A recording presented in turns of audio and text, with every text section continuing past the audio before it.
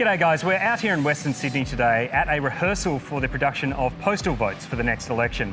I'm joined by Sean Ferrari, who's overseeing the rehearsal. Sean, how's it looking? Yeah, it's looking really good. We're out here at Computershare, which is one of our private sector partners that we use for the election. The AEC used a number of private sector partners. We couldn't deliver the election without them. What we've been doing is testing the process for postal vote production for the next election, and the process has changed a little bit, so we're just rehearsing that for the next election and making sure we're all ready to go. So whenever the election's called in 2022, we'll be ready to go. We've got a few changes for this election with a few tweaks to legislation mean that the product's slightly different to what it was at the last election, and everything's looking really good. The machines are working well, which is always a good thing. How many postal votes can we knock over in a facility like this? The most we've ever done is about 1.6 million over an election. We'll be ready to cater for as many postal votes as is required.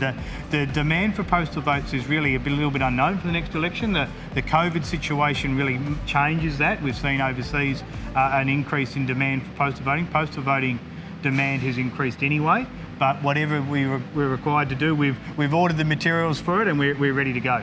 Why are these rehearsals so important for the AEC? Oh, they're absolutely critical, Alex, because when the election starts, like most processes for the AEC, we don't get a chance to have a slow run at it. When the nominations are declared and we've then got ballot papers to be able to produce postal votes, and we can't produce postal votes until that happens, we could potentially be doing 1 million postal votes in that first weekend. So we can't have a situation where we have suppliers that don't know how the process works, staff in there that don't know how the process works, machines that haven't been set up to cater exactly for this process. So we need to rehearse this. We'll rehearse this as many times as need be, and despite the fact we've actually used this provider for a number of elections now, we still every time go and rehearse it again to make sure that everyone's on the right track.